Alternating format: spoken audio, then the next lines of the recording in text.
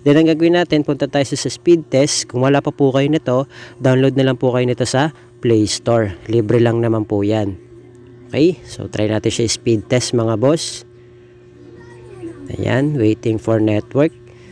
Ayan, makita nyo yung ping or MS natin, pumapalo lang siya ng 19. So dapat nasa 15 to 25 MS lang po. At yung download natin, kahit papano, papalo dapat siya ng 15 pataas. Pero kung makita nyo naman mga boss, pumapalo tayo ng 50 yung download natin. Yung upload natin, dapat nasa 10 pataas po siya.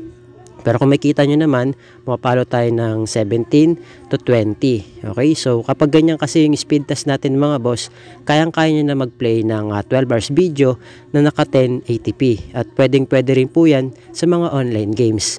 Pwede rin po yan sa D2Sim. Okay, pwede yan sa online games like ML, COC, ROS, Call of Duty, so kung ano man yung online na nilalaro nyo. Okay, ngayon try natin siya sa YouTube mga boss.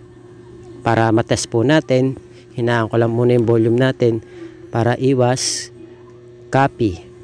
Okay, so try natin yung 12 hours video. Ito yung madalas kong i-play mga boss. Ayan o, setup lang natin siya sa 12 hours video. Ayan, sa 1080p. Setup natin siya sa 1080p. Then, po-forward natin. Ayan, kung makita nyo mga boss, nagpe-play naman kagad siya. So, depende pa rin po yan sa area ha. Hello mga boss, welcome back dito sa ating YouTube channel. Kumusta? Salamat nga pala sa walang sawa at patuloy na pagsuporta dito sa ating YouTube channel. Okay, so meron na naman tayong i-update sa inyo mga boss para po sa lahat ng mga gusto pong mapalakas yung kanilang mga internet signal. Okay, lalo na po sa mga taga-probinsya or kung alam nyo pong dead spot dyan sa area nyo, pwede po kayo pumunta sa bayan, sa palengke, or kung saan man po makasagap kayo ng maganda-gandang signal. Okay? At para try nyo po itong video tutorial natin. Okay, so mga boss, ako po pala ay naka-unli data. Ayan, sa token text. Yan, naka-token text po tayo. Bukas po yung aking hotspot. Okay, bukod sa nakabukas yung ating data, nakabukas din yung ating hotspot. Bakit po? Kasi shareable po yung unli data natin na promo. Okay, good for 30 days yan. So shareable siya, ibig sabihin po nun ay pwede po may connect. Okay, bubuksan mo lang yung hotspot at makakonect na yung taong gustong kumonect sa'yo. Okay, para magkaroon siya ng internet. So shareable po yan. Okay, yung ating unli data. So halimbawa, ikaw gamit mo SIM card, smart or token text, mapaluman yan o bago, okay? At hindi mo alam no kung meron kang unli data, gusto mo malaman kung meron bang unli data o wala yung inyong SIM card, ay pwede po kayo pumunta sa dial *123 number sign, then i-call nyo po para malaman nyo po kung meron kayong unli data o wala. Kapag may nakita po kayo number 1 unli data, congratulations po. Okay, yan katulad nyan. Pero kung wala, pasensya na po kasi selected SIM lang po yung merong unli data. Okay, so selected SIM lang po yung merong ganyan. Okay, so ngayon mga boss, gagawin natin, punta tayo sa settings. Okay, then punta tayo sa connections, punta tayo sa mobile networks. Ngayon, ang gagawin natin mga boss, click natin access point names o yung tinatawag nating APN. Then mag-a-add tayo ng panibago. So, ganito mga boss, ito yung gagawin yung name dyan. Lagyan nyo lang po dyan ay GUNET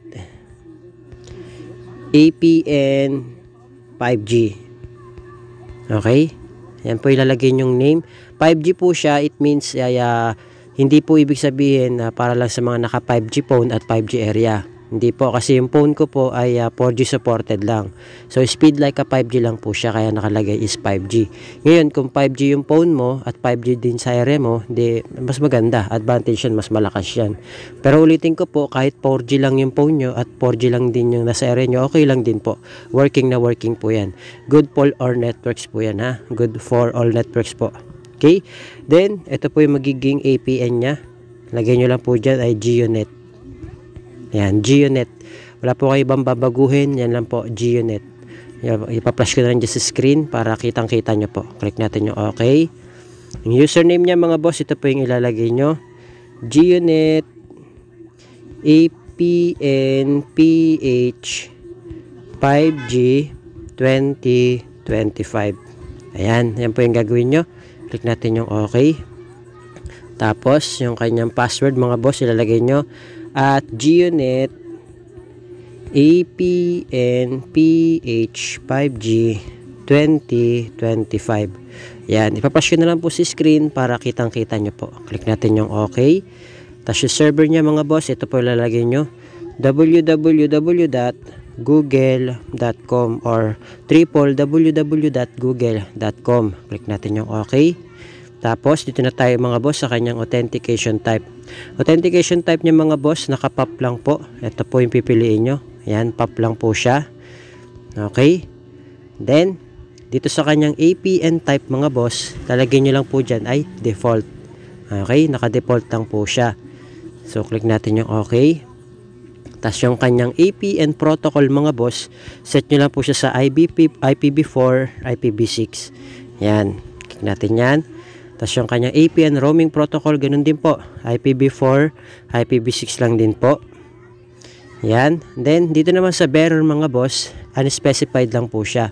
Okay, para lang po sa mga naka 2G, 3G, 4G LTE at 5G. Okay? So, pangkalahatan na siya. Ngayon, optional lang ito mga boss. Halimbawa, naka LTE kayo, LTE SIM card nyo, pwedeng dalawa yung check nyo. Unspecified tsaka LTE. Pwede rin naman LTE lang.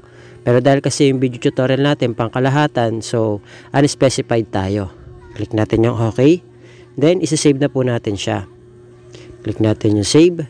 Then, gagawin natin, kiklik po natin yung ginawa natin. Okay, so, kung anong ginawa yung APN, lipat nyo lang po siya. Okay? Ngayon, mga boss, para siya na maging default natin na APN. Ngayon, ang gagawin natin, mag-airplane mode tayo ng at least 5 to 10 seconds. Mas matagal, mas maganda. Bakit po? Para ma-refresh yung inyong internet signal. Okay? Para ma-refresh yung inyong IP address. So, gagawin natin, buksan ulit natin yung hotspot. Yan, para makakonect ulit yung mga nakakonect sa akin. Kasi 10 kami dito mga boss, ginawa na namin siyang wifi. Okay? Then, ang gagawin natin, punta tayo sa speed test. Kung wala pa po kayo nito, download na lang po kayo nito sa Play Store. Libre lang naman po yan. Okay? So, try natin siya speed test mga boss.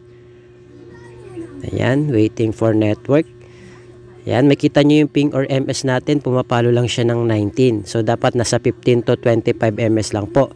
At yung download natin, kahit papano, papalo dapat siya ng 15 pataas. Pero kung makita nyo naman mga boss, pumapalo tayo ng 50 yung download natin. Yung upload natin, dapat nasa 10 pataas po siya. Pero kung makita nyo naman, pumapalo tayo ng 17 to 20. Okay, so kapag ganyan kasi yung speed test natin mga boss, kayang-kaya nyo na mag-play ng 12 hours video na naka 1080p. At pwedeng-pwede rin po yan sa mga online games. Pwede rin po yan sa D2SIM. Okay, pwede yan sa online games like ML, COC, ROS, Call of Duty, so kung ano man yung online na nilalaro nyo. Okay, ngayon try natin siya sa YouTube mga boss. Para matest po natin, hinaan ko lang muna yung volume natin para iwas copy. Okay? So, try natin yung 12 hours video. Ito yung madalas kong i-play mga boss. Ayan o. Setup lang natin siya sa 12 hours video. Ayan, sa 1080p. Setup natin siya sa 1080p. Then, po-forward natin. Ayan, kung makita nyo mga boss, nagpe-play naman kagad siya. So, depende pa rin po yan sa area ha.